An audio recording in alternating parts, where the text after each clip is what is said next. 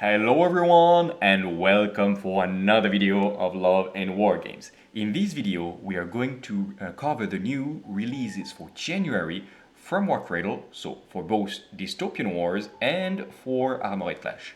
As you can see, after a month of December where we had nothing, but it allowed us to catch up on the many boxes from the previous months, we are going to have 5 boxes. Most of them were expected, but we also get, and this is a surprise, the Polish-Lithuanians joining the Commonwealth for Dystopian Wars.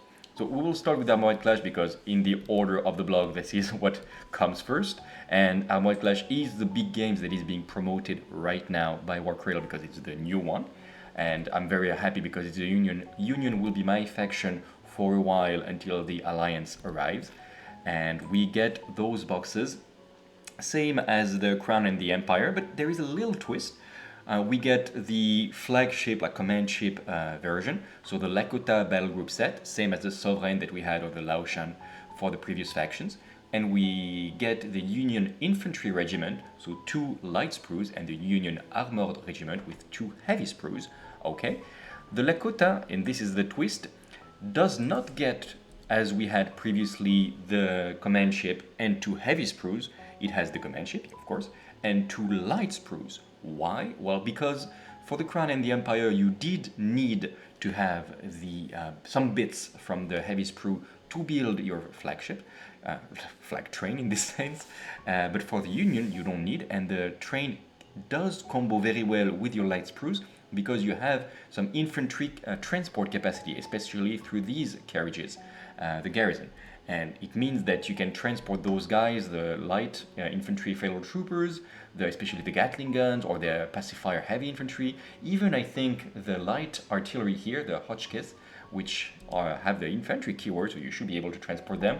All of those in the train, and it's really, really cool. And you have the bikers riding around and maybe some transport. Like just this box is already a very thematic mobile convoy transport, and just for this, like even if you don't play Union and you want to make a convoy attack, kind of like the Far West ambush, you want this box. Like it's everything you need in one box to make this custom scenario. And I hope we probably for sure we're gonna make a convoy ambush scenario on the channel at some point, obviously. The other thing that I want to say and why this box is good is because the train, unlike other command ships, land ships for the other factions, is customizable. If you play a minimum scale game, you can have just the transport, the engine, and 1 carriage, and that's it. And the larger the games, the more carriages you can add. And I think you can have up to 5 carriages behind the land train. And that is quite a lot, it's a lot of points, but it means that you do have use for the extra resin carriages that you have. And also just in case you want to have some extra bits on top of the starter and you want to have like 3 artillery trains or like, I don't know, 2 garrisons, etc. It's a good thing to buy on top of the starter because you can really customize. And since you don't have to pay 500 points straight like a normal land ship, you can make 2 smaller land trains going around, and this is going to be very cool. I'm going to make the Tactica when we finally, like we just received today the box of the starter, Union starter, so I'm going to make the unboxing that I didn't do yet as I record this video. I'm going to make the Tactica, of course, and I will explain to you everything, but basically the land train is an amazingly cool piece of gameplay that you can use because you can carry your troops around and and you can drop the carriages behind to make little mobile bunkers. Well, they're not mobile once they be dropped, but it's such a fun gameplay and I absolutely love this. So we'll talk more about this, but just remember Lakota battle group, it's very good even if you already have ordered the starter set. I don't think it's going to be the same for other factions. We'll have to wait and see. We had the Covenant that have been teased, but for the Union, it's probably going to be the only time I say this, but it's a very good purchase even if you already have the starter set. So we have those beautiful painted models. I think the guy that painted them is called Daz, and brilliant color scheme and everything. Let me just look at those guys. Like, don't you want? And the Hotchkiss, it's brilliant, and I want 16 of them. Great models. Less convinced of those guys, but we will not make a review. But you have a lot of different things. The Armored Regiments is the second box that you can buy, and as you can see, you get more bikers. Those are the heavy, very expensive bikers. If you really want to spend a lot of points on these guys. I'm not sure they're the most competitive. Sorry, let's not talk about competitiveness. I'm just talking about the miniatures, otherwise the video will be too long. So you get 2 tanks, especially with the tank commander with the cowboy hat, amazing.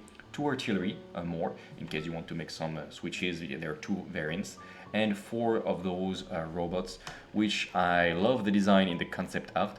I'm not a big fan of how their head right there. Maybe it's just a matter of color scheme, and we'll see it. Again, some variants. Will not cover them all. Yeah, it's 10 millimeters. If you zoom them too much, they don't look so good. I don't know if you realize how small those things are, but the level of painting for something so small is incredible. And of course, the 2 artilleries, the Armstrong, which looks amazing. It looks like those World War II artillery. I think it's called a long gun or a tom gun, something like this, from the Americans, and this incredible Moab thermobaric mortars, which is the coolest name and the coolest artillery miniatures ever. And finally, you can have the Union Infantry Regiment. If anything is to be believed from the prices of the Crown and the Empire, it's not going to be your first purchase, probably, because if you buy this, you probably want to spend a little bit more and get another land train through the Lakota Battle Group. But in case you really want to go hard on the infantry hordes, or the artillery hordes, whichever, this might be a good purchase, like a very good purchase for you, only if you don't want a Lakota land train. In most cases, I would say don't buy this box and buy the Lakota. And now we go to Dystopian Wars, and the big surprise release is going to be the Zamiek Battle Fleet set. So you can see those are the Polish-Lithuanians that had been teased a long time ago, and now we finally have them with their sword wings and stuff. So as you can see, it's a large-ish box set. I'm probably guessing it's going to be around 66 euros before discounts. As always, everything that you see here, you can go to my only place, you have minus 15%, and you can choose Love Wargames in the affiliates, and then we get, I think, 3 or 5% back, so it's thank you very much if you do this. And so I'm guessing 66 euros because you're going to have 4 sprues, not 2, plus the resin ship. It might even be more than 66 now that I'm thinking of this. You're going to get this beautiful resin flagship, the Zamiek, which is this incredible carrier. Like, I mean, everybody loves carrier fortresses, aircraft carriers. For every faction that has been released, it's been the fan favorites. Like, I know, I see the comments, everybody loves those type of ships. And you only have 2 Mass 2 cruisers because, as you can see, if I can zoom on this, you need 2 Mass 2s to fuse with the resin parts to make the Zamiek. How cool does it look? I mean, it looks insane. It looks like a mix. Now it looks a little bit, let's say, like the Avalon. Like, this is what it reminds me the most, with the bridge being on top of this, but also the Destiny was a bit like this. Like, all of them look a bit similar. It looks a bit thin. I hope it's not going to be too fragile, the resin. We'll see if/when we receive the box and we make an unboxing. But the style is incredible, and I love this very much with all the gun batteries. Something to know about the Polish: we had the rules in beta for a little bit now, so I can tell you. No, I cannot tell you anything. Well, it's public beta, so I can tell you. It's all of the rocket batteries that you can see there. All 4 of them can get replaced with railguns, which is what I would recommend because it's only plus 2 points, unlike the rest of the Commonwealth. If it stays like this, take the railguns. It goes very well with what you want to do with the Zamiek, and build them like this if you want so far. Plus it looks just so cool, the little railguns. I love this. So do this, but be noted that probably once it's been released, the Polish rules will change, so don't take this with a grain of salt, because it will change. There have been some unbalance inside, some ships were too weak, so be careful with this, but just look at it. Like, it looks amazing, and I'm very happy that the Commonwealth finally has a Sky Fortress, and one that looks so good. Plus, in terms of rule, the Zamiek is very strong. It's tough, it has a lot of SRS. The sword rings are great, especially when you can send so many of those. Love it. Then you have the Voivode airship. I'm not sure how to pronounce it, Voivode. This is the heavy version with the 3 light turrets in the front. Again, replace this with a cannon or with a railgun, especially. It's gonna look brilliant, like a kind of like almost Eldar ship, like in some ways. If you in Battlefleet Gothic, if you see what I mean, yeah, it looks brilliant. Right now, it's extremely underpowered. Like, it's a glass cannon with not much firepower that is fast, but same problem as the Sultanate. But Stuart has said that he will correct this, because right now, if you play competitive, this is the worst ship you can build. But it looks so cool. I really hope we are going to get a good version of it soon. Talking about bad ship, the please help me out how to pronounce Zlashta, I guess, is the aircraft carrier version of it. And again, this is basically more expensive, worse version of the Pravda currently, but there's going to be some changes, and I'm really hoping that it is going to be the case, because The concept is amazing, and look at this, you have the little aircraft that you can drop like upside down. It's such a cool and fun concept. I love this. It really gives me, like, was it called Crimson Skies, this game on Dreamcast? It was incredible, and if you remember, let me know the name in the comments. And yeah, I just love the concept. It's just so weak and fragile and vulnerable right now, but there's probably going to be some changes to this. Then we start to go with the really powerful ones in beta again. Of salt, but you have this Stanislav assault airship, and you know, power can go up and down, prices can go up, they can boost the armor or the citadel, it can change, but the important is that you have this type of ship in the roster, and the type of ship is, it's a troop carrier that has cloud dive, and basically it's an airship that turn one you can put next to the island you want to conquer, because now, as you have seen, we have some island conquest scenarios where every turn that you control islands, depending on the scenarios, you can win points. And this Stanislas allows you to drop next to an island, turn one at the deployment with Cloud Dive, drop your troops, quite a few of them, 2 per ship. It's quite cheap ship as well. And then you can start making points. So having this guy with a little drill that can be just dropped like this, the concept is amazing. It's very cinematic and it's quite powerful, and it's something that the Commonwealth was lacking. You have, of course, the Chrono plans, but it did not allow you to drop troops so fast, and same for the hovercrafts. So this allows you to put a lot of pressure turn one, conquer the islands, be in defensive position, because when you are in defensive position, oh boy is it hard to get you out of there, and then you can hold the line while you transport your hovercrafts, your chronoplans, even the Alexeyev, which got a point discount, come and bring the second wave, and then you can really secure the area. Love this ship, love the concept, and right now it's quite powerful as well for the point cost. Finally, last mass 2, you're gonna get the Jadwiga. This is a very cool concept. It's a mass 2 where you have to buy 2 of them to be able to fill them. They are very cheap. Usually we've seen the mass 2s that require 2 ships minimum, but usually they were command ships, like we've seen the Torontos, the Nuremberg for the aerials. It's ships that could become flagships, and they were quite expensive. Here is the other way around. The ship is extremely cheap. Currently it's 80 points per ship, so very cheap. Fragile as well, but you have to buy 2, and it's such a new fun way to balance the ship, so that's very cool. So word to the wise, if you build Jadwiga, you have to build both of your mass 2s like this. Don't get your box and build one Jadwiga and one Stanislav, because you will not be able legally to play your Jadwiga. So be careful with this. It's probably going to be written in the building instructions, but this is something to be aware of. If you don't know what to build, I would probably build, first of all, the Stanislavs. Yeah, build a Stanislav. You really want this in your Commonwealth list. But 2 Jadwigas, it's good firepower for the point cost, especially again if you put railguns on it. I really hope there is a lot of railguns on the sprues. Finally, you're gonna have 4 of those smoke aerial destroyers. Those are really cool as well. I love, again, the design is incredible. It's kind of like winged hussars, like aerial versions. It looks brilliant. 1 little turret. They are not that resilient. They're quite expensive currently, like they're really up there in terms of the destroyer cost. You can add one that is being deployed by your Zamiek Sky Fortress, kind of like the Destiny and its Bogotas, but this is larger, and the concept is amazing. I just love this mothership dropping smaller ships that are not just fighters, they're literally little destroyers, and I think this is amazingly cool. And the smoke, you can deploy up to 4 of them in 1 unit. Good luck, you got 4 of them in the box, and they're very expensive, but they can have railguns, okay, sure. And the big thing for them is that they have shockwave generators, and when you have 4, it means even if you lose 1, and you probably will because they're fragile, you still can make a full power shockwave, a large torrent, and this is really going to be your counterpunch from when the enemy gets close to your sky fortresses.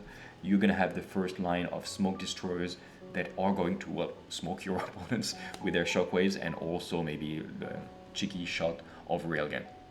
And yeah, finally I have to show you the Commonwealth aerial escort. Like, I mean, it's adorable. Like, it's little winged hussar. I don't know how many crew are in those guys. Like, it is like 8 people, like 12. It looks like something like this. But yeah, it's very cute. We love small Zeppelin. It looks no, it doesn't look so much like the Imperium Zeppelin escorts.